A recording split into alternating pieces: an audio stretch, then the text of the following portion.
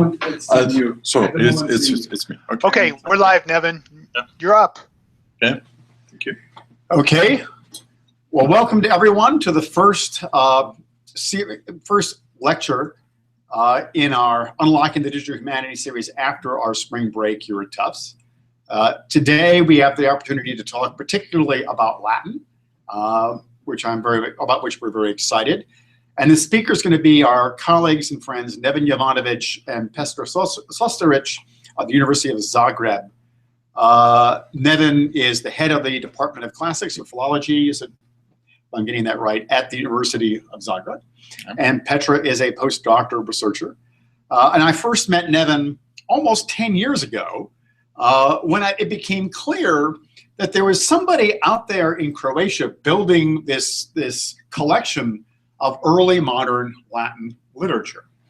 And even that was kind of odd to me because I grew up in a period when you were going to write another book on Horace, and that was the thing to do. And if you worked on early modern Latin, the problem was that if you could write a book about early modern Latin, but if no one has access to early modern Latin, nobody has access to the sources you're writing about, it takes away a bit from the interest of what you're doing.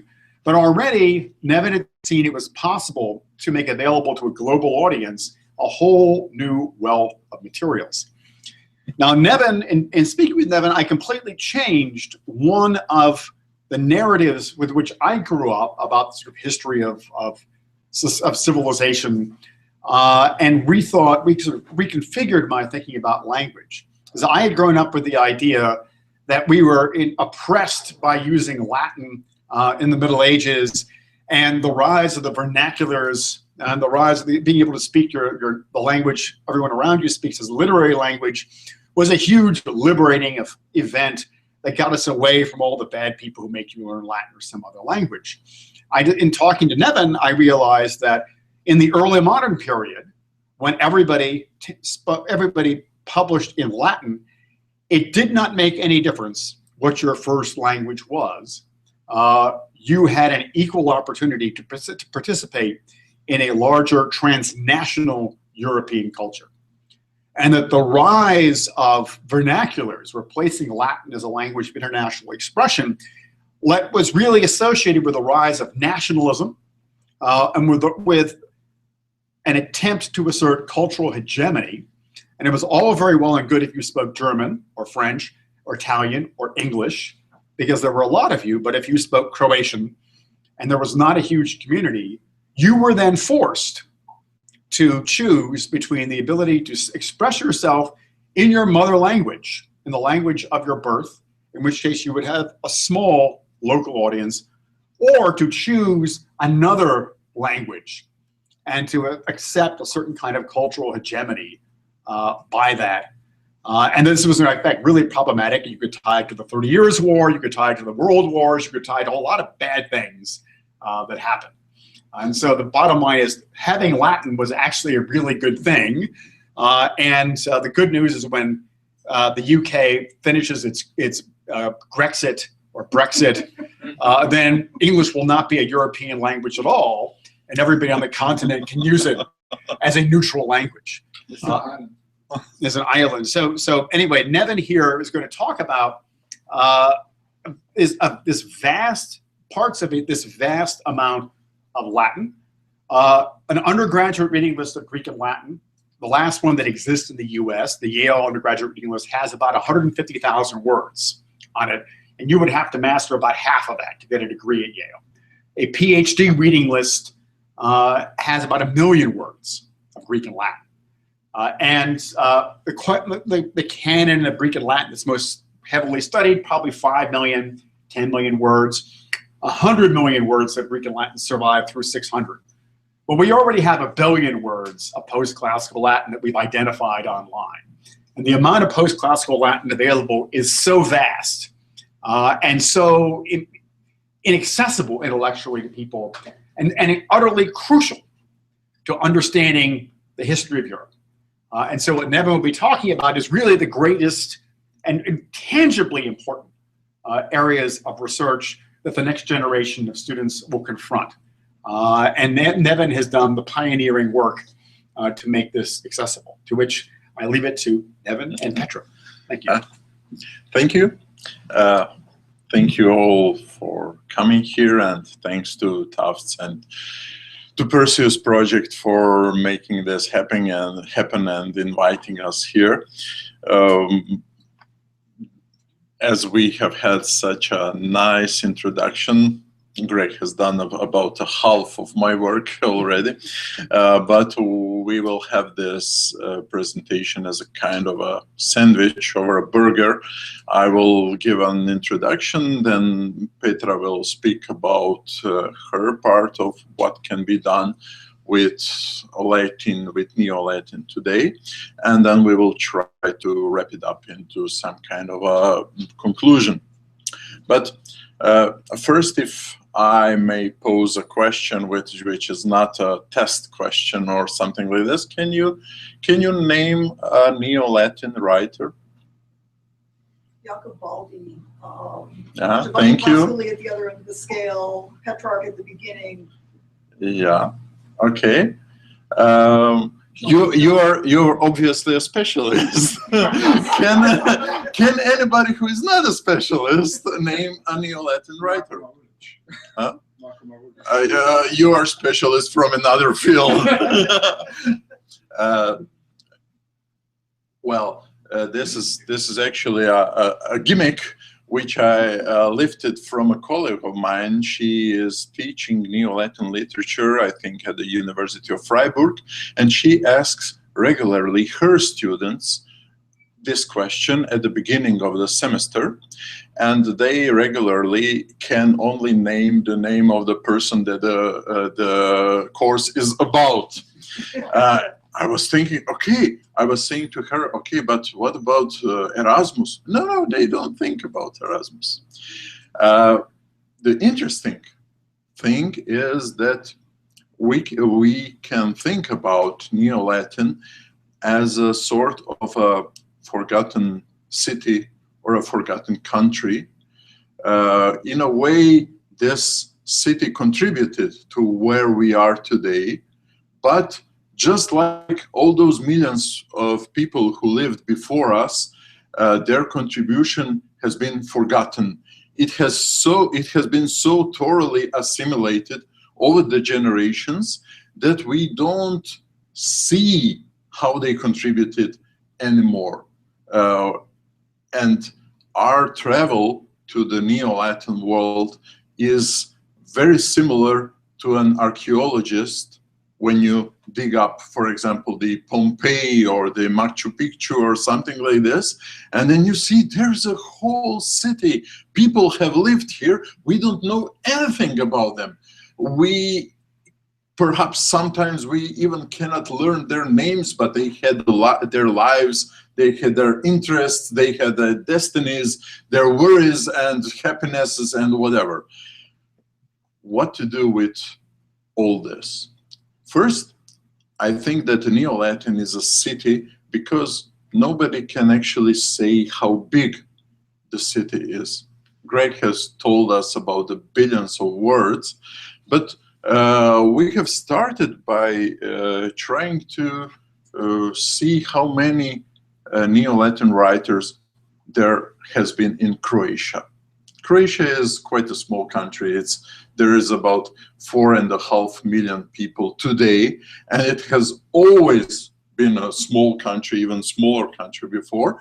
But Latin has been used in Croatia almost continuously from the 7th or 8th century until the 1848.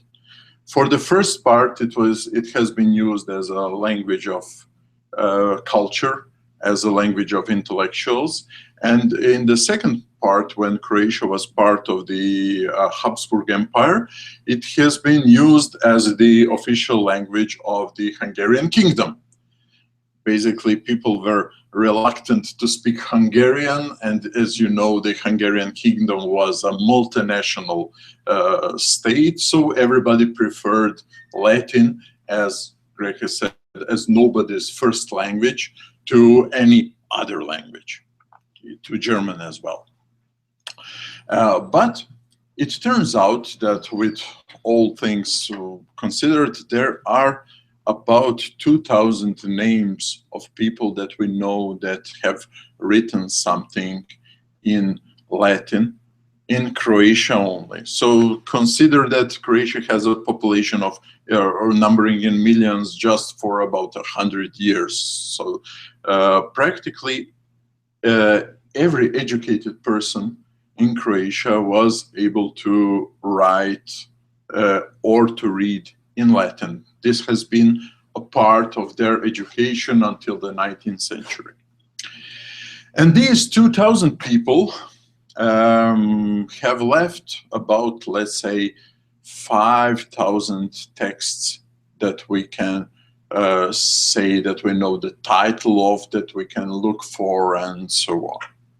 Now think about, think of Croatia as a very, very small part of Europe. So I think if you multiply this by with 100 or something like this, you can start thinking about who wrote and read Latin in Europe. And this will, at the same time, this will be almost identical set with the set of intellectuals, with a set of people who could afford to think, who didn't have to just to work from day to day to keep on, to survive, to keep on living.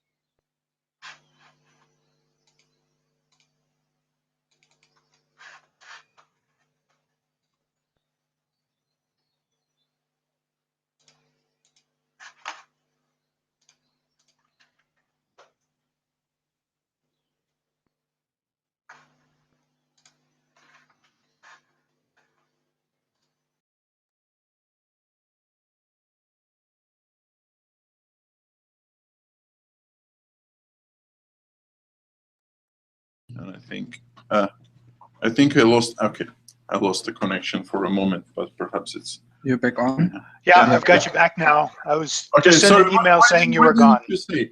Okay. The idea is that people choose to write in Latin.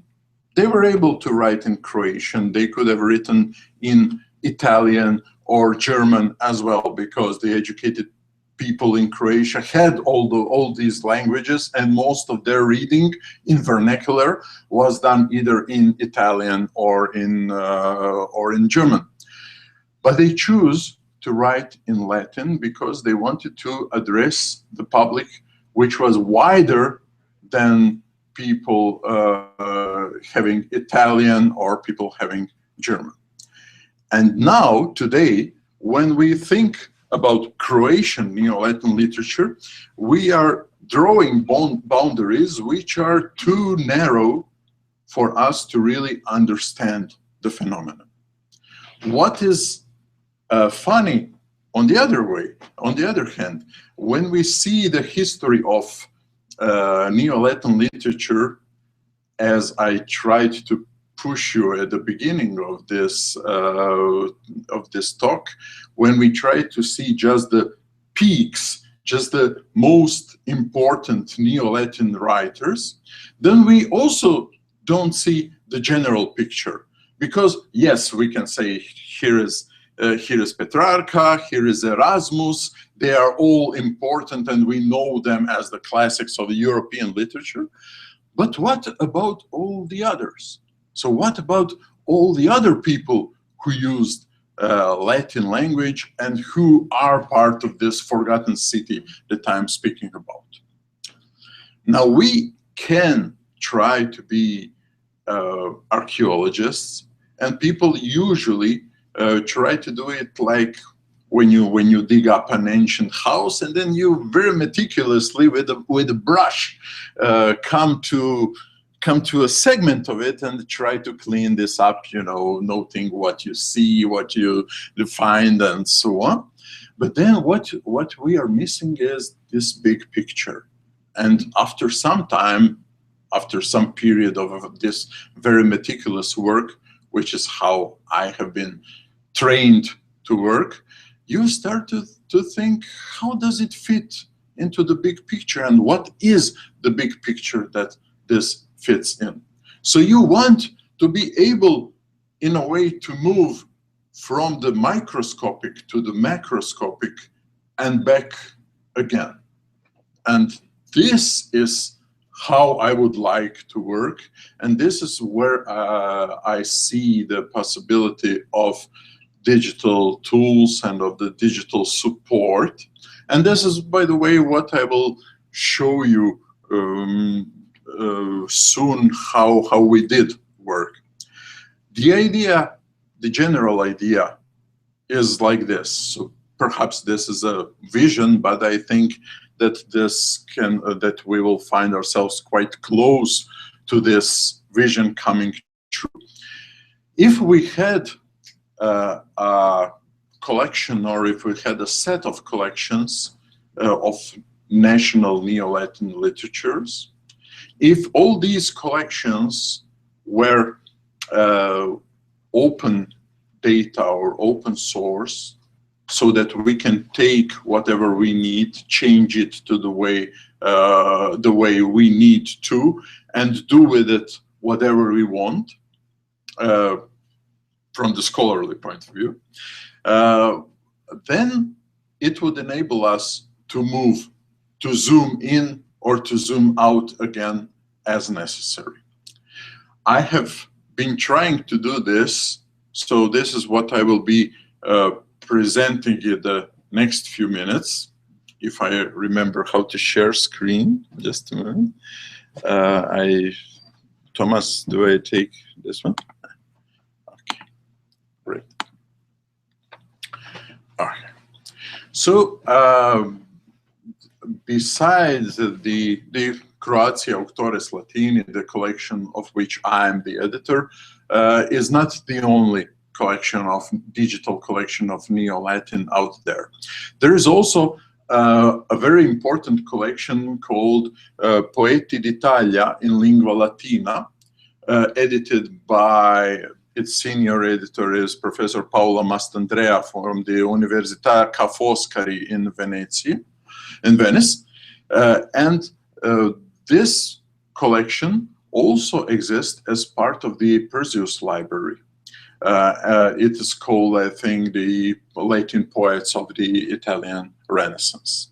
This last part is important because in the Perseus library, the collection has been published as under an open license, which enabled me to take these documents and to do with them what I wanted to do. And this is what I wanted. Just a moment. So if I want to scroll down, let's say to here. That's on the that's right side here. So now you have the, and then you scroll like this. Okay. Yeah. Okay. Yes. So, first of all, my clumsiness comes from the fact that it is actually on the internet. So, while you'll be looking at me stumbling around trying to show you this, I invite you to look it up yourselves and to explore the material that we have gathered, to explore it yourself. Our idea was that we wanted to take out all the verses from the Croatia Autores Latini collection, so all the verses which were written in Latin by Croatian authors, and compare this collection of verses to all the verses in the Poeti d'Italia. There are some strong reasons, historical reasons for doing this. Croatia is just across the Adriatic from Italy. So when the Renaissance started, Croatia was among the first countries to embrace this trend. And secondly, when people wrote Latin verse, they tend to use Latin poetic language, which is quite fixed. Even a bit more fixed than the language of prose. So we have expected to find some similarities, to find some correspondences, but we have also expected to prove or to be able to show that people from one region didn't read just the Latin classics, they didn't read just Ovid and Virgil, that they read also their contemporaries. And this reading left a mark on their own literature, on their own literary works. And I can tell you that we succeeded, but what we actually did from the computational point of view is that we compared about 200,000 verses of the Croatian poetry to about 400,000 verses of Italian poetry. So this was a matrix of 200,000 times 400,000, quite an interesting task for a computer. We also restricted our search to just what is called in the discipline the clausula, the last several words of a Latin verse. Because we knew from the history of Latin literature that the clausula is the place of poetic memory. Here is where the poets lift endings from each other, and they don't do it because they lack inspiration, but they sometimes do it because they want to play with allusions, and they want to prove that they are part of a literature. We had to do some, to solve some technical problems regarding this. But so here is some data about the collections. And what we did is make three types of comparisons. We wanted to see whether there are correspondences for the final 3 words in the line, for the final 2 words in the line, and for the just the 1 final word. I will just briefly now show you how our results look like. For example, here we should see, if I know how to open this. So here you are. Here you can see first in the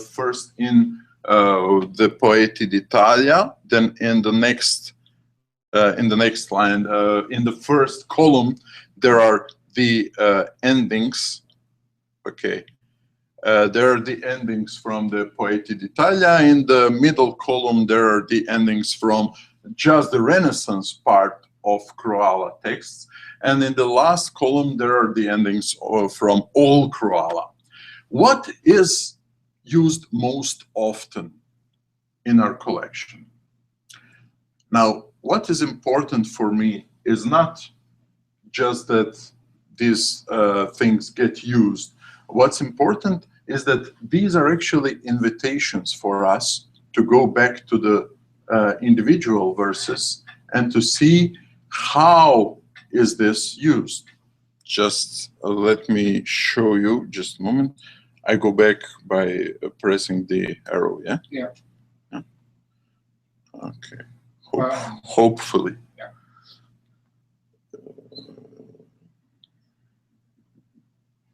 Yes. One bit higher. Higher. No, just, yeah.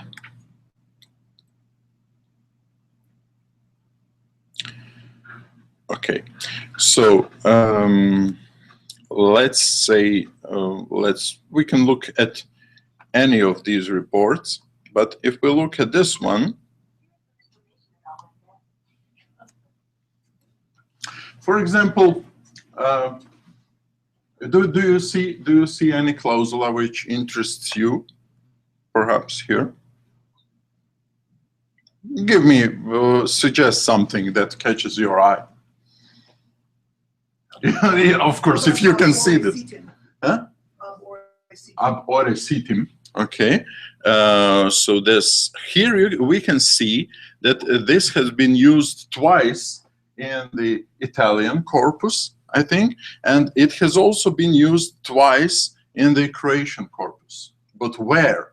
So the numbers tell us, and if we go, if we follow this number, we can see the name of the document, which for me means that this was a document written by Ilija Crjević. This is one of the poets from Dubrovnik.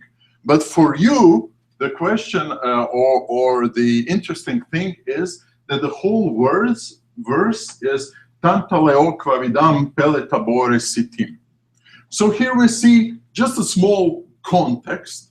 We have gone all the way down to the micro level from this comparison of 400,000 verses to 200,000 verses. And now, of course, the real question comes up. Why is it here? And if we want to compare this, so bearing in mind this Tantaleo ab ore from the mouth of Tantalus, if we go and look at Italian usage, so this is somebody who is named Cicchino. I don't know anything about this guy, but he wrote Pastoret sico pelitabore sitim. So he didn't use the mythological allusion that we have seen in the last word. And this is something that looks to me like something that could come from a bucolic or from an eclogue, but it has pelit ab ore sitim, so the context is similar. Now, what do we have here? We have two completely unknown corpora. Let's say that we don't know anything about the Poeti d'Italia who wrote in Latin, and we don't know anything about the Croatian poets who wrote in Latin. What to do with two unknowns? How to start? Let's start from something that catches our eye, but this brings us to an individual poem. And now we can go on looking, who was this Cicchino? What is this poem? And how come that there is this correspondence? So not only there is not only one usage, there is also another Italian usage of this. Just a moment. We can look at the other Italian usage here. Here. I lost the mouse. Okay, so yeah. I'm getting this. by the end of the lecture, I will actually be able to do this. Okay, so this one, there is something missing. Well, not okay. So this, let's look at the second Croatian usage. So, now we have again pastor and ovest, like in Cicchino. Mind you, we just picked this up, so we are just, it's like we're in a shopping mall. We are going through all those things around us and just looking at what will catch our eye. What is important is that we actually have access to those texts. I had access to remodel those texts to be able to prepare these searches and to prepare them almost, it's an ugly word, but let's use it, almost in an industrial way, without caring who this is. Is this Pridojević, or is this Crjević or Petrarca or whatever? But then we can see just the interesting points coming up all over the map, and our job, our next task is to explore these interesting points. This is one of the things that can be done. Now, the other thing will be the theme of my colleague Petra Šoštarić, who will now take the lead. Thank you. Thank you everybody for coming here. Thank Tufts for hosting me. And as Greg told you, I'm a postdoc at the Department of Classical Philology in Zagreb. I teach at the Greek chair, and among other courses, I teach a course on Homer. And maybe now you're wondering if this is a lecture on Neo-Latin, what does it have to do with Homer? And the story actually starts with my PhD thesis. I was looking for something obviously Greek, because I'm teaching Greek, but I wanted it to be related to what the rest of the department is mostly doing, that is Neo-Latin studies. And I came across a Latin translation of the Iliad done by a Croatian Jesuit in the 18th century. And so I got interested into other Latin translations of Greek authors. And for the last 2 academic years, I have been trying to use Perseus and those translations, Latin translations of Greek, in teaching my course, and that's what I'm going to show you today. But first, I'd like to give you a bit of a historical perspective and tell you a few things about the special relationship Latin language had with the Greek.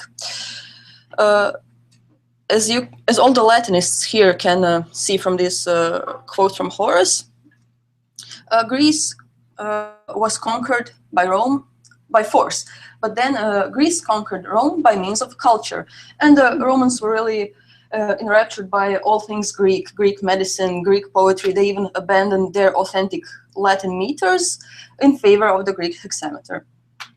And all Roman intellectuals knew Greek.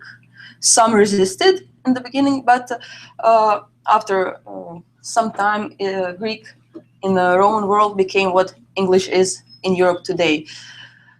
So if you were educated, you knew Greek. You at least understood Greek. But on the other hand, Greeks did not learn Latin as much. And even when Romans conquered the East, they did not expel Greek, and Greek was still the spoken language in Asia Minor for centuries, even under Roman rule. Because Latin simply did not have this cultural prestige. When Greeks already had Homer and Plato and the tragedy, Romans had basically nothing. Well, they had a Fibula Praenestina and some inscriptions, but they could not really feel as confident as the Greeks could. But in the Middle Ages, the knowledge of Greek in the West slowly disappeared. We cannot say it was completely extinguished. Some monasteries still kept some manuscripts in Greek, so we cannot say there was nobody in the western part of Europe who knew Greek. But well, the Renaissance brings also the Renaissance of Greek studies in the West. So after this period of the Middle Ages, where Greek was largely forgotten, the Renaissance brings a renewed interest in Greek literature. And I'd just like you to remember Petrarch. Maybe some of you know that he was actually a big fan of Homer, and he wanted to read Homer, and he wrote in letters in his diary, "Oh, how much I'd like to read Homer. I have the Greek manuscripts, and sometimes I hug it, but I cannot read it. He is mute to me, and I'm deaf to him."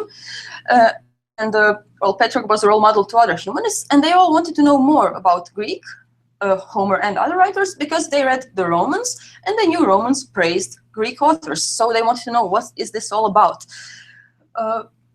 So there was a spark of interest among humanists that coincided with the fall of Constantinople.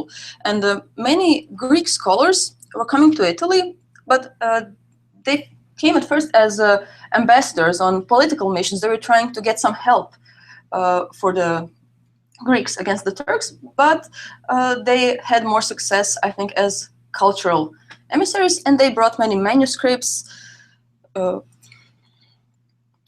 and Greek chairs were founded, although not many of them had many students, but Greek grammars were written first by Greek scholars, then by Western European scholars, and then, of course,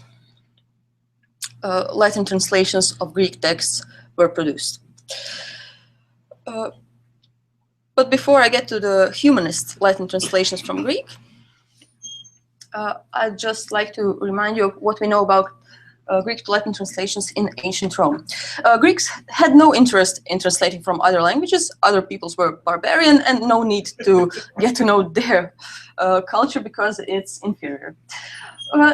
While the Romans, they respected the Greek culture, so as I always like to point out, Greek literature starts with Homer, and the Roman literature starts with a translator of Homer, Livius Andronicus, who translated the Odyssey, and his translation was titled Odusia. So he was the earliest Roman writer and also the earliest Roman translator. There were other translators of Homer in Roman antiquity, among them the famous orator Cicero, and we know other translators like the member of the royal family, the imperial family, Germanicus. And in late antiquity, there was a lot of interest for translations of church fathers. Some Roman writers like Catullus, they adapted Greek poetry. They inserted a few lines of their own, like he did in the famous ode. He actually translated Sappho's ode, but then wrote another a few verses. And the Romans had actually a special form of, well, we could call it a kind of translation, a form of adaptation. It's called contamination. They would take 2 or more Greek originals. This was usually done in comedy, and they would write up a new Roman drama with this material mixed from different sources. Romans also wrote about translation theory. They told us what they think a good translation should be. Cicero said that he is trying to, in his translations, he is trying to not to be a word-for-word translator, not to stick to the original text, but somehow to present the original spirit of the text to the reader. So, and Saint Jerome is famous for his statement that he's translating ad sensum and not ad verbum. So he's not a literal word-for-word translator. He's trying to transfer the meanings, but with enough style and grace. So let's get back to the Renaissance humanism. Why were they interested in Greek literature? I already told you. They were interested in it because they follow their Roman models, but why did they translate into Latin? Couldn't they translate in some other language they speak? Well, as Neven told you today, Latin had a wider audience. If you wrote something in Latin, it could be read from Sicily to Sweden or from London to Dubrovnik. You could access more people, and you had a bigger impact. Translations are different in style. Some are ad verbum, some ad sensum. Translations of poetry are sometimes, as you could guess, more poetic. And translations of Homer are special in this respect because since Virgil was the main epic role model in Roman poetry and in later humanist poetry, the humanists that translated Homer in the hexameter verse, they tried to make him sound more Virgilian. So they would insert lines and half lines from Virgil, even if they did not really fit with the original, if they did not have the same meaning. So they were kind of more faithful to Virgil than to Homer. And as we heard at the RSA the other day, some Greek authors were more popular than others. Homer was quite popular. He was published many times. Aristotle was more popular than Plato, and Aristophanes is the only comic writer, only comedy writer who makes it to the top 10. And some translators were more popular than others. And one of the most famous and most printed, most published translators of Homer was Andreas Divus, who lived in Koper in Slovenia. And you can see him here as the digital Divus. Just before coming here to Boston, Neven and I found out that we got a grant from the Croatian Ministry of Culture that has a bilateral agreement with the Slovenian Ministry of Culture. So with some Slovenian colleagues, we applied for a project, the Digital Divus, where we would digitize the Latin translations of Homer done by Divus and make them machine searchable and available online. So the translation by Divus is extremely ad verbum. He follows the Greek syntax. He doesn't really pay much attention to a natural word order in Latin. And I'm using this translation by Divus in this semester. My students are doing text alignments of the Greek text with the translation by Divus. And I would just like to show you what it looks like. If I can open my... Just escape. Oh, okay. Okay, sorry. No, that's all right.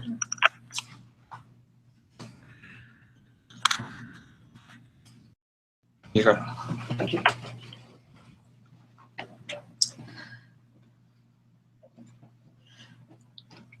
Of course, this only works if the students know both Latin and Greek. But in Croatia, it's really easy to find students who know both languages. Even students who don't study Latin, they usually have a background in Latin. So one of the students had 6 years of Latin in primary and secondary school, so she can do these alignments even though she studies Greek and linguistics and not Greek and Latin. But okay, Anna Katarina, who is right now our Erasmus placement in Leipzig, she studies both Greek and Latin, and let's see. And you can see here that Divus really translates every single word, every particle, and the positions are more or less the same. And there's rarely something that is completely left out. So this might even be too easy for senior students, but I think for the second year, it's just fine. Another project I am working on, and how can I get back to my presentation? Oh, just start again. Sorry. No, I'm sorry. No, it's all good. And another of my projects is the Batrahomiomachia project. Batrahomiomachia was a short Hellenistic epic. It was attributed to Homer, but it's not actually his. But still, it was quite popular among humanists, and there are many translations of this Batrahomiomachia. So at the RSA, I gave a philological talk on Batrahomiomachia and the translations, but I'm also trying to collect as many translations as I can. I'm transcribing them, and together with a friend, I will make an online database of these Latin translations, and also make it available to scholars who are interested in these translations. And I would also like to put some educational assignments online. So you can see here an example of the type of quiz questions I would like to have there. A Greek verse, then with a Latin translation, and the student has to choose the right word that fits into the line. And of course, first the student has to realize that amavit does not really relate to the Greek text.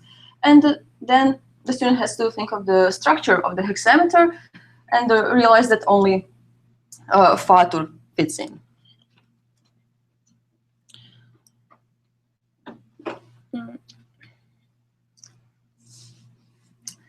And I think this approach is really good, at least in Croatia, where the number of Greek authors read and the number of lines of paragraphs diminishes slightly over time. 50 years ago, a student of Greek in, I think, second year was supposed to read half of the Iliad and half of the Odyssey. So that's really much more than I have to read now.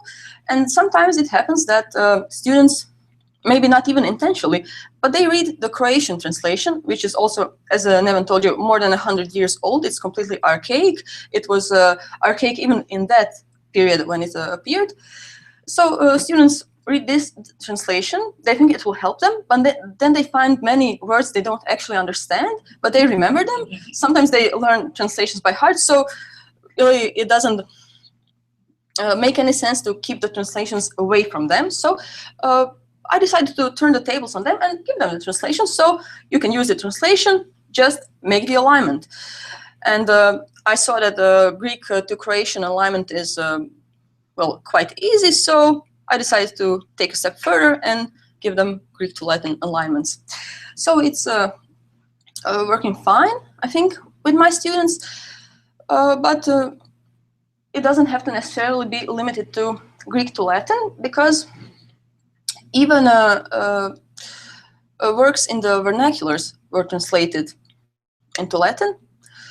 So there is a Latin translation of Beowulf, and English-speaking students who learn Latin could use this, the Latin translation of Beowulf and align it with the original text. Or German students could align Latin translations of Goethe's Hermann und Dorothea. Italians could align Latin translations of Torquato Tasso, and so on. An interesting thing will also be a three-way alignment, especially with exotic languages. As you can see here, there is a Nahuatl, it's the language of Aztecs, a Nahuatl translation of Aesopus. When the Spaniards discovered the New World, they also established seminaries, schools, and they educated the indigenous population, and they, of course, educated them as they saw fit. That means they taught them Latin. And some of their pupils were really talented, really well-read in Latin. They could write in Latin and use Latin sources. So also, a Nahuatl translation of Aesopus' fables appeared, and it was a translation from Latin and not Greek. So maybe it would be interesting to compare the three translations and see what gets left out, what are the problems because of what problems arise because of different language structures. But we don't have to go that far. It could be Greek, Latin, and any European living language, and maybe Arabic too would be interesting because of the medieval translations. Well, that's about it. That's it from me. Thank you for your attention, and I'm Neven will wrap it up. Okay, so to conclude, I'd like, how do I go back? Now it's press escape, yeah. Just to the This one? Hangout. Oh, to the Hangout. Okay. Okay. So.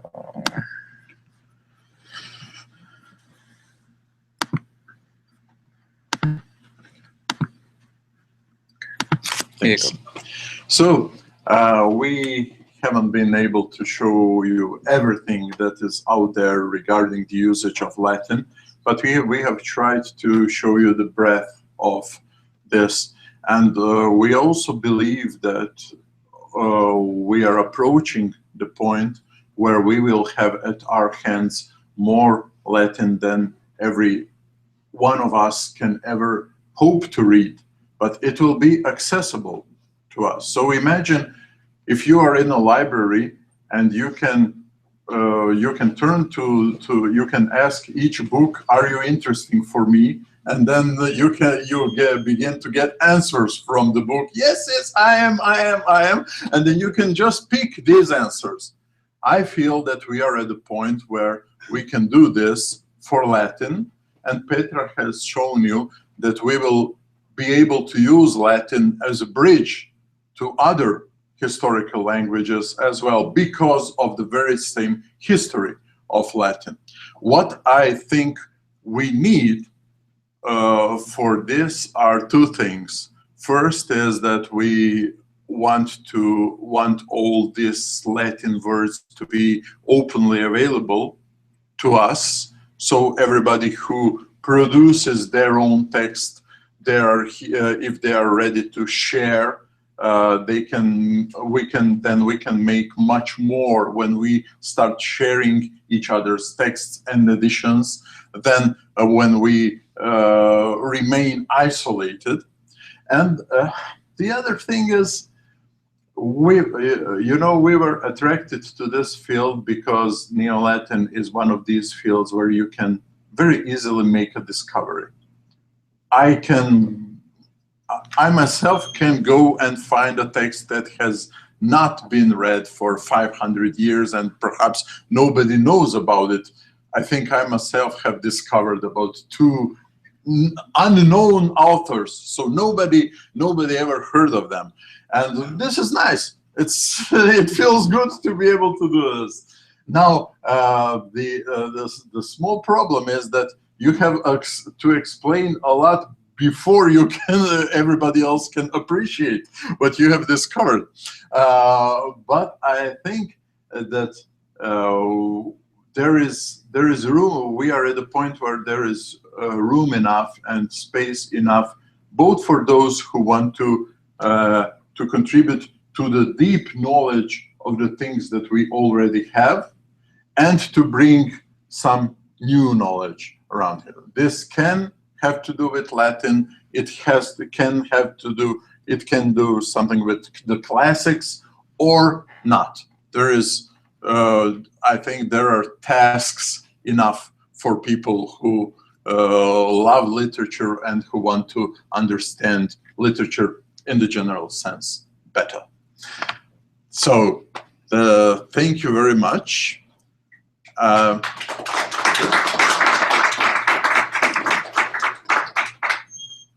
Thank you, Neven. And I should point out that I was at a meeting in Berlin 2 weeks ago where we were looking at the books digitized as scanned image books that were printed in Germany or printed in German outside of Germany from 1500 to 1800. About 350,000 of these books have been scanned. The majority of the content in these books is in Latin. If you think about how much that is quite a lot. None of it, as Neven has said, has probably been read.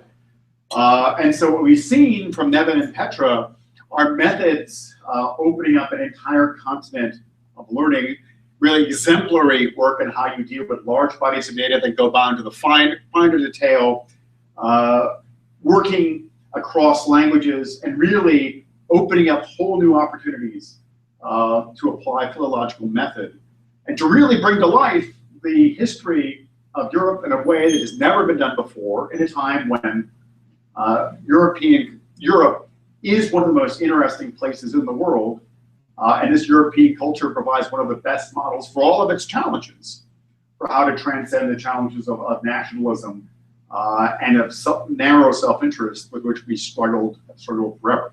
So, and it is a pleasure to be able to say that Germany, we may have the money, but it is in Croatia that you have the expertise and the vision and the real work that shows the way. So we have time for some questions. For those of you who do not have to run away. Yeah, we are here. So who would you say is the most interesting Croatian author you've turned up yet that somebody should go and play with? If you like to read texts or something like this, then I would suggest that you start from Ilija Cvjević. His Latinate name was Elias Lampridius Cerva or Cervinus. He was from Dubrovnik. He lived in the 15th, 16th century, and he was a very good poet. If you, I suggest you prefer poetry or prose. Poetry. Yeah. Okay. And he was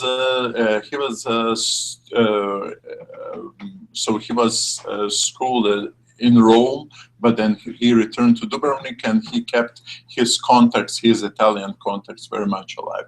And I can tell you, we have him in quite a reliable edition. Relatively recent, from 2004, I believe. So you can really start doing some serious reading there, because I think he's a very talented poet. Of course, a very little known, because this was actually the first reliable edition ever done.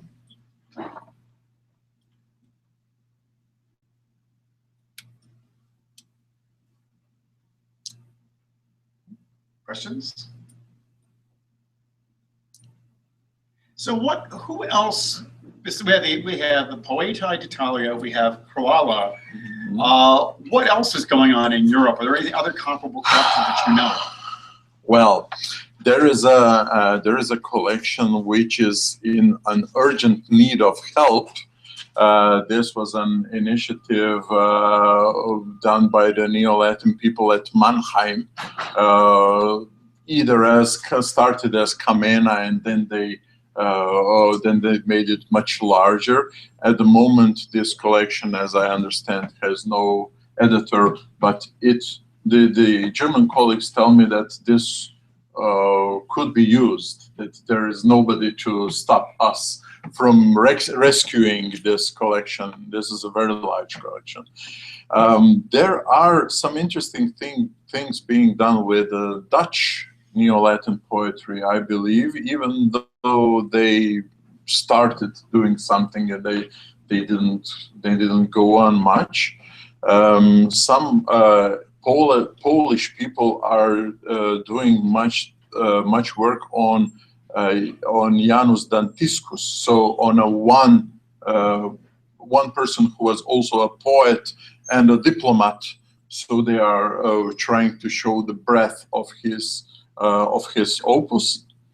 But we are missing a collection of Spanish Neo-Latin and a collection of French Neo-Latin, for example. This would be a very interesting thing to have. So when you were talking about Neo-Latin projects, and one of the things you mentioned at the beginning is that sort of thinking of Neo-Latin piecemeal by nation state is only one way to think about it. To think about it instead as sort of this transnational European community of different people who are writing in Latin, communicating with each other. Are there any projects that are trying to create sort of a transnational Neo-Latin corpus? Yes, you could have seen that we have just completed let's say a prolonged experiment. We have been trying to compare Croatian literature with the Tyrolean literature, and this has actually led us to realize that such comparisons have never been done. you can find monographs, for example, on Swedish Neo-Latin or on British Neo-Latin, but no comparison of two Neo-Latin literature. So we didn't even know whether this is possible and what theoretical questions and what practical question will this open up. What I would like to see is, since it is easier to get the national support, what I would like to see is different national collections coming together in something that would be a supranational, transnational collection or a corpus. Then we would have the Republic of Letters once again, in a way, and but also another interesting approach would be a thematic approach. And I have to say that I don't actually know of any there is the Emblem Book project, which done in Glasgow, I believe, I don't know, which includes a lot of Latin poetry, but I don't know about the. So there's no single attempt at that because probably of funding political. Not necessarily because for the political reason. I think that the reasons are that in a way this would be a project which is too big for a single person. So you would have to have a team, and that's not always easy for people in Neo-Latin studies to think of themselves as leaders of teams. I mean, we are more used in going away, sit down and read your own book and think about this in your own way. I think Neven pointed out, it was really interesting, Neven said, of course, he gets the money because he's advancing Croatian national heritage, which is the exact opposite of the idea of this. And so we were dominated. The big humanities are always the local nation, the national language or languages, the national history, singular always, and foreign languages. So you can either sell things to people like we do in Germany, or blow people up like we do in the U.S. And so we're sort of we have to hijack the big humanities to get funded to say, well, we have to show the Croatian flag, when in fact the whole point of this is that it's transnational. Yeah, it simply you start feeling too narrow, too crowded in, and this is not the context that those people function in. This is the research problem for me. Okay, one more question. That isn't really a new problem because the handbooks are all organized by nation. I mean, even something like Isoline Sacre, yes, is a volume on genre, but then the big volume is by nations. And it's sort of the way that the field has conceived of itself, even though, I mean, I think of George Buchanan, a Scotsman who counts as a member of French literature because he lived and worked in France writing in Latin. The boundaries are fluid. The national boundaries, such as there were in 1600, aren't the same as they are today anyway. So it's a kind of entrenched absurdity. And I don't know, maybe it takes Americans to come in who have so little. All your traditions are meaningless.